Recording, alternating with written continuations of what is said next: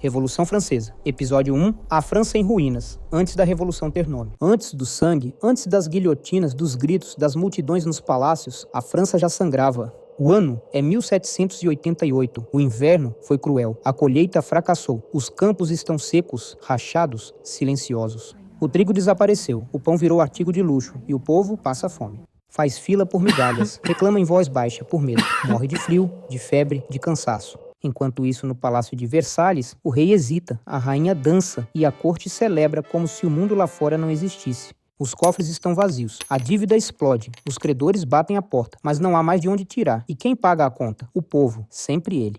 A raiva cresce como erva daninha entre os escombros, a esperança seca como os campos do interior. A revolução ainda não tem nome, mas já existe. Ela vive no estômago vazio de um camponês. Ela arde no olhar de uma mãe sem pão para os filhos. Ela se esconde no frio da lareira apagada e começa a andar, silenciosa, pelas ruas de Paris. A França ainda parece de pé, mas por dentro ela já está em ruínas. A França parecia estável, mas já estava afundando. Só que ninguém queria admitir. E o buraco começou bem antes da fome. Na verdade, começou com um sonho de grandeza. No século XVIII, a França queria ser uma superpotência. Terras na América, negócios na Índia, colônias no Caribe, portos na África.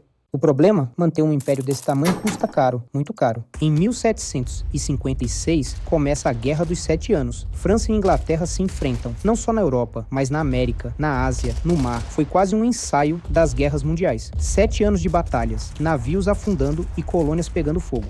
No fim, a França perde feio, sai sem colônias, sem moral e com a carteira vazia. O rei Luís XV, avô do Luís XVI, continua nos salões. A corte continua nos banquetes. Cortar gastos? Nem pensar.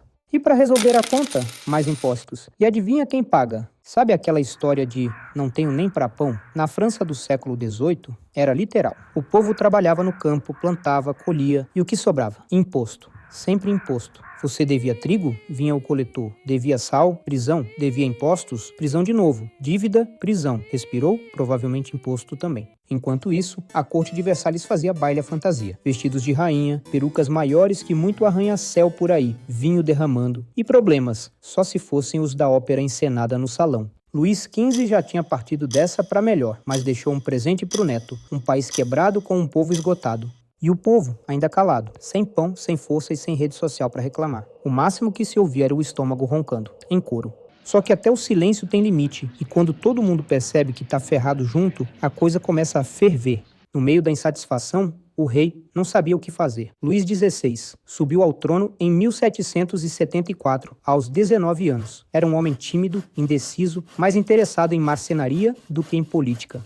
Enquanto o povo gritava por pão, ele hesitava. Enquanto o reino afundava em dívidas, após a Guerra dos 7 Anos e o apoio à independência dos Estados Unidos, ele se trancava em reuniões que não decidiam nada. E ao lado dele, Maria Antonieta, arquiduquesa da Áustria, casada com Luís desde 1770, virou o rosto do desprezo popular. Ela não governava, mas também não ajudava. Os salões de Versalhes a adoravam, o resto da França, nem tanto. Seus vestidos custavam fortunas, suas festas ignoravam a miséria, e suas frases, ou o que diziam que ela disse, viraram munição para o ódio. Se não tem pão, que comam brioche. Talvez ela nunca tenha dito isso. Mas em 1788, com o povo desesperado, pouco importava. A imagem do rei fraco e da rainha snob virou símbolo de tudo o que estava errado, e quando até o símbolo desmorona, o sistema todo começa a tremer. Enquanto o rei hesitava, uma outra revolução já começava, mas não com armas, com ideias, o que para a nobreza era ainda mais assustador. O iluminismo se espalhava como um vírus invisível e altamente contagioso entre cabeças pensantes. Nascido no século XVII e pegando fogo no XVIII, o iluminismo trocava a tradição por razão, superstição por ciência e, o mais chocante, colocava o povo acima dos reis. Rousseau dizia, ninguém nasce para obedecer, o governo devia servir o povo, não o contrário. Imagina o pânico em Versalhes. Voltaire debochava da igreja sem medo. Dizia que ela mandava demais na vida das pessoas e atrapalhava o pensamento livre. Para ele, acreditar em tudo sem questionar era burrice com bênção. Montesquieu, em 1748, dizia que o poder tinha que ser dividido, senão dava ruim. Um manda, outro julga, outro executa, cada um no seu quadrado, para ninguém virar tirano. E Rousseau, em 1762, largava a bomba. O soberano é o povo. Eram só ideias, mas com potência para derrubar tronos. Falavam de justiça, igualdade, liberdade. Num reino que jurava ter ordem divina, essas ideias eram dinamite embrulhada em capa dura.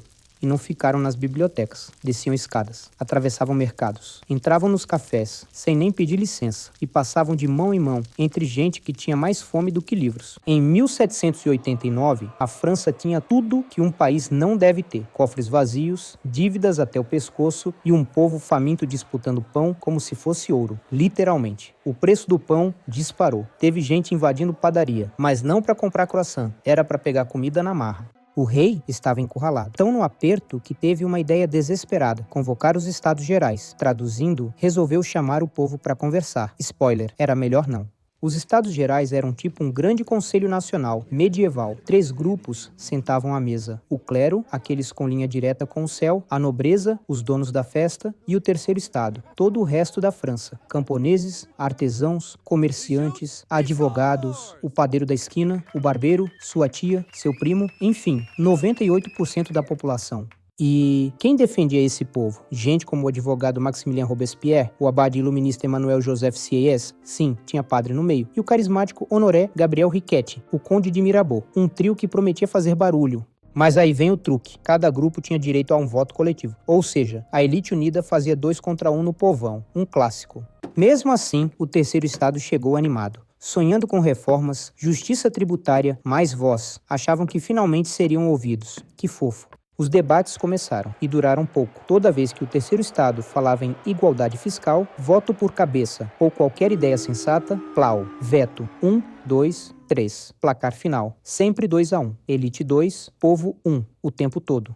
O clima azedou. Os representantes do terceiro estado começaram a desconfiar que aquilo não era um debate, era um teatro. E num belo dia, ao tentar entrar no salão para continuar a discussão, adivinha? Porta trancada. Sim, foram literalmente trancados para fora, pelo rei, como se fossem penetra em festa da realeza. Mas em vez de chorarem ou irem embora, eles disseram: beleza, então a gente faz nossa própria Assembleia. E assim nasceu a Assembleia Nacional. Um gesto ousado, inspirado nas ideias iluministas. Eles declararam: representamos o povo e não precisamos da permissão do rei para existir.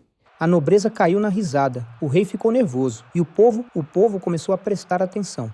Ali estava a faísca, aquele momento em que a palha seca da injustiça pegou fogo. Os Estados Gerais tinham sido convocados para apagar o incêndio da crise, mas acabaram servindo gasolina. A partir dali, já não era mais uma reunião chata com perucas, era uma revolução a caminho. Depois do juramento no jogo da pela, o terceiro estado virou Assembleia Nacional. Tipo assim: agora a gente manda. Quem não gostou, boa sorte. O rei tentou bancar o estadista e pediu que o clero e a nobreza se juntassem aos rebeldes, como se tivesse sido ideia dele o tempo todo. Mas bastava olhar para o rosto do Luís XVI para ver. Ele estava mais perdido que baguete em dia de racionamento. Nos salões, discursos. Lá fora, o povo fazia o que sabe fazer de melhor: sobreviver. E quando surgiu o boato de que o rei ia mandar o exército para dissolver tudo, foi tiro, porrada e organização. Surgiram milícias populares, cidadãos, aprendizes, até uns ex-soldados. Nascia a Guarda Nacional. Quem liderava? O todo elegante Lafayette. Sim, o mesmo da independência americana. Missão: proteger a revolução e talvez dar uma passadinha pela Bastilha depois. E o exército real. Um caos. Uma parte obedecia, outra desertava e uma terceira só assistia pensando: isso aí vai dar ruim. A tensão fervia, armas circulavam, gritos aumentavam e a Bastilha seguia lá, velha, simbólica e cheia de pólvora.